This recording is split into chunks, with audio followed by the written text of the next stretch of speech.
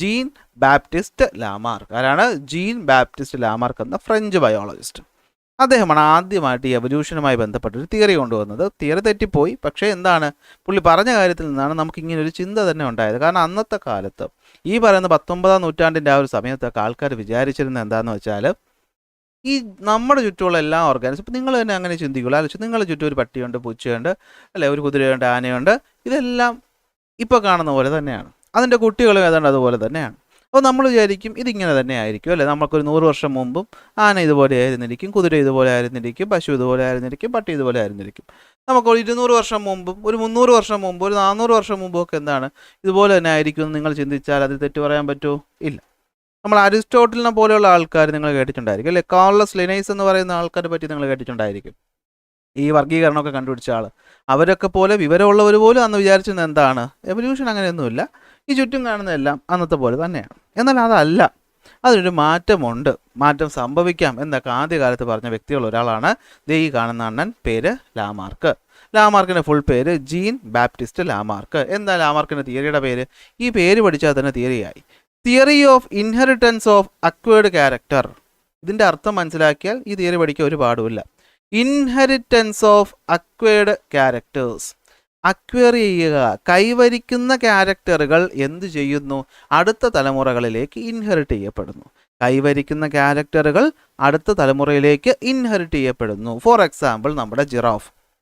അപ്പോൾ ലാമാർക്ക് പറഞ്ഞതെന്ന് വെച്ച് കഴിഞ്ഞാൽ, ഈ ജിറാഫ് എന്ന് പറയുന്ന ജീവി നിങ്ങൾ ഇന്ന് കാണുന്ന പോലെ കഴുത്ത് നീണ്ട ജിറാഫ് ഒന്നും ആയിരുന്നില്ല പണ്ട് ഒരു കുതിരയെ പോലെയോ ഒരു സീബ്രയെ പോലെയോ ഒരു ആട്ടുകുട്ടിയെ പോലെയൊക്കെ ഇങ്ങനെ സാധാരണ കഴുത്തുള്ള ജിറാഫുകളാണ് ഇവിടെ ഉണ്ടായിരുന്നത്.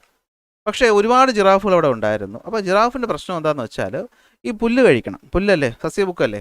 അപ്പോൾ എന്താ സംഭവം, ജിറാഫുകൾ എന്ന് പറയുന്ന എല്ലാവരും എന്തായിരുന്നു, ഷോർട്ട് നെക്കുള്ള ആൾക്കാരായിരുന്നു. ആയിക്കോട്ടെ. അപ്പോൾ അവിടെ എന്താ പറ്റിയെന്ന് വെച്ച് കഴിഞ്ഞാൽ ഭക്ഷണത്തിന് ക്ഷാമം ഉണ്ടായി, അതായത് താഴെയുള്ള പുല്ല് കിട്ടാതായി. അപ്പോൾ കുറച്ച് മുകളിലത്തെ പുല്ലുകൾ എന്ത് ചെയ്യണം, ഇങ്ങനെ എത്തിയിരുന്ന് കഴിക്കണം, അല്ലെ, ഇങ്ങനെ എത്തി എന്ത് ചെയ്യണം, കഴിക്കണം. അപ്പോൾ അങ്ങനെ എത്തി കഴിക്കുമ്പോഴത്തേക്കും ഈ ജിറാഫ് എന്ന് രാവിലെ വന്ന് കഴുത്ത് എത്തുമല്ലേ. അപ്പോൾ നമുക്കറിയാമല്ലേ, നമ്മൾ ഏതെങ്കിലും ബോഡി പാർട്ടിന് ഡെയിലി ട്രെയിനിങ് നടത്തി കഴിഞ്ഞാൽ അതിൻ്റേതായ മാറ്റങ്ങൾ നമ്മുടെ ശരീരത്തിൽ ഉണ്ടാവും. അങ്ങനെ ഈ ജിറാഫ് വളർന്ന് വരുമ്പോഴത്തേക്ക് അതിൻ്റെ കഴുത്ത് എന്ത് ചെയ്യാൻ തുടങ്ങി, ചെറിയ ചെറിയ തോതിൽ നീളാൻ തുടങ്ങി.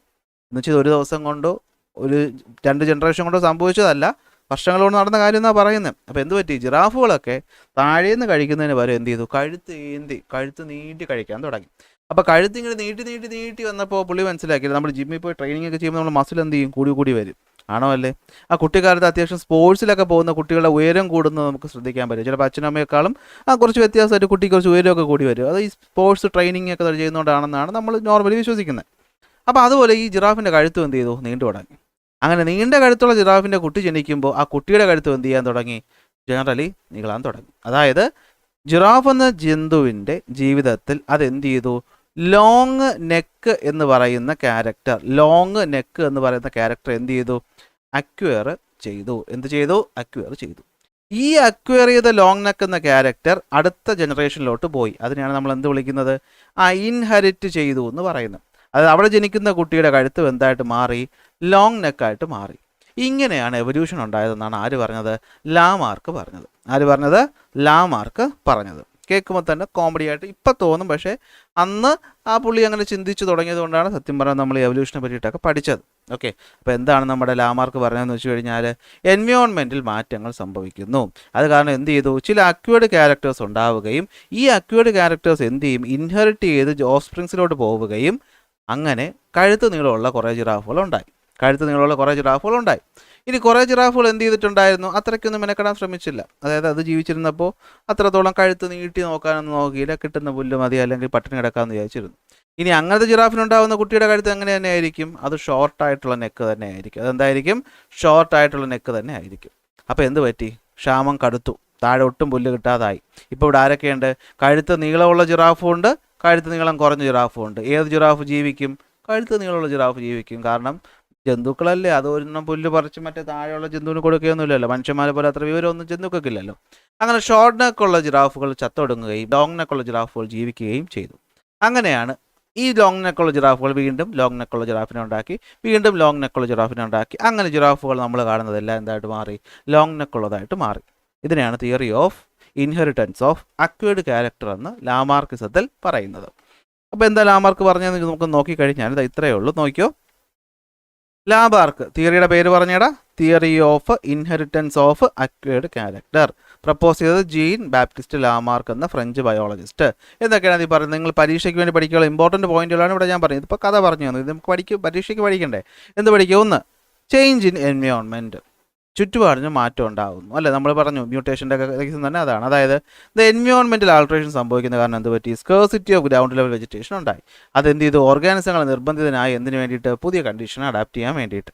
അങ്ങനെ കുറച്ച് അക്വേർഡ് ക്യാരക്ടേഴ്സ് എന്ത് ചെയ്തു? കിട്ടി. The organism develop new trait അല്ലെ, പുതിയ കുറച്ച് ക്യാരക്ടർ. ഇവിടുത്തെ എക്സാമ്പിളിൽ കഴുത്ത് നീണ്ടു. In their life time in response to the environmental needs. അപ്പോൾ എന്ത് ചെയ്തു? എൻവയോൺമെൻറ്റൽ നീഡ്സിനനുസരിച്ച് പുതിയ ക്യാരക്ടേഴ്സ് കിട്ടി. ഇപ്പോൾ എക്സാമ്പിളാണ് ജിറാഫിൻ്റെ സ്ട്രെച്ച്ഡ് നെക്ക് എന്ന് പറയുന്നത്. അങ്ങനെ എന്ത് പറ്റി? ഈ പറയുന്ന കഴുത്ത് നീളമുള്ള നെക്കുള്ള ജിറാഫുകൾ ഫോം ചെയ്തു. ഇത് എന്ത് ചെയ്തു? Inheritance of the acquired character. ഇത് എന്ത് ചെയ്യപ്പെട്ടു? The trait acquired during the organism's life time were believed to be passed on to their offsprings അല്ലേ? ഈ പറയുന്ന ഒരു ജന്തു അതിൻ്റെ ജീവിതം കൊണ്ട് നേടിയെടുത്ത ആ ഒരു കഴിവ് അല്ലെങ്കിൽ ആ ഒരു എബിലിറ്റി അതിൻ്റെ ഓഫ്സ്പ്രിങ്ങിലോട്ട് ട്രാൻസ്ഫർ ചെയ്യപ്പെടുന്നു. അങ്ങനെ എന്ത് പറ്റി? Successive generation of the giraffe inherited progressively long neck. അങ്ങനെ എന്ത് പറ്റി? തലമുറയിൽ വന്ന ജിറാഫുകളൊക്കെ കഴുത്ത് നീണ്ട ജിറാഫുകളായിട്ട് മാറി. ഇത് ലാമാർക്ക് പറഞ്ഞതാണ്, ശരിയാണെന്നല്ല. അങ്ങനെ എന്ത് പറ്റി? Survival of the giraffe with long neck and short neck in the changing environment അല്ലേ? മാറുന്ന എൻവയോൺമെൻറ്റ് നോക്കിയപ്പോൾ എന്താ പറ്റിയത്? In the environment where food was only available at higher branches, giraffe with longer neck had to survival advantage those over the short neck അല്ലേ? അങ്ങനെ short neck ഉള്ളത് ഇല്ലാതാവുകയും long neck ഉള്ളതാവുകയും പിന്നീടുള്ള കാലത്ത് ലോങ് നെക്ക് ജിറാഫുകൾ മാത്രമായി മാറുകയും ചെയ്തു എന്ന് ആര് പറഞ്ഞു? ലാമാർക്ക് പറഞ്ഞു. കേൾക്കുമ്പോൾ തന്നെ അറിയാം സംഭവം തെറ്റാണ്. പിൽക്കാലത്ത് അത് എന്ത് ചെയ്തു? പ്രൂവ് ചെയ്തു. Later scientist proved that the acquired characters do not impart changes in the genetic structure of the organism, therefore they are not inherited. നമ്മൾ പറയാറുണ്ട് അല്ലേ, അച്ഛൻ ആനപ്പുറത്ത് കയറി എന്ന് പറഞ്ഞ് മകൻ്റെ പുറകിൽ എന്തുണ്ടാവത്തില്ല? തഴമ്പുണ്ടാവത്തില്ല അല്ലേ? അതായത് അച്ഛൻ ഡോക്ടറാണെന്ന് പറഞ്ഞ് മോൻ ഡോക്ടറാവണമെന്ന് നിർബന്ധമൊന്നുമില്ല അല്ലേ? കാരണം അച്ഛൻ കുറേ പഠിച്ചുള്ള അക്വേർഡ് ക്യാരക്ടേഴ്സ് ഉണ്ടാക്കിയെന്ന് വെച്ച് മകൻ അത് കിട്ടും അല്ലേ? അത് ഉണ്ടാവണമെന്ന് നമുക്ക് ഉറപ്പൊന്നും പറയാൻ പറ്റത്തില്ല. ഉണ്ടാകാം, പക്ഷേ അത് ഈ പറഞ്ഞ പോലെ നമ്മൾ അക്വയർ ചെയ്യുന്നത് ട്രാൻസ്ഫർ ആവുന്നതല്ല, അത് ജനറ്റിക് കാര്യമാണ്. അത് പിന്നീട് നമ്മൾ മനസ്സിലാക്കി. അങ്ങനെ ലാമാർക്ക് തെറ്റാന്ന് പറഞ്ഞു.